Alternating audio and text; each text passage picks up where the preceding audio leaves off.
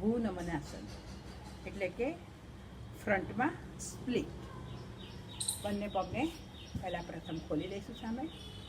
જમણું પગ જમણી બાજુ, ડાબો પગ ડાબી બાજુ. બેસીને પછી હાથ પાછળ મૂકી ઉપરથી હિપ્સને બદલે થાઈ ઉપર બેસી જઈશું.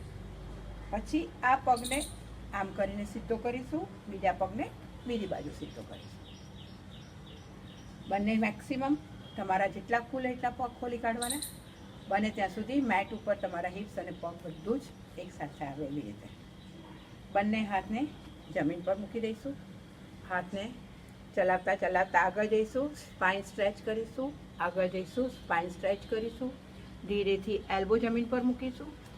અગેન સ્પાઇન સ્ટ્રેચ કરી દાઢી જમીન ઉપર, બંને હાથથી શોલ્ડર પણ જમીન ઉપર ને બંને હાથથી પગના એન્કલ પકડી લઈશું.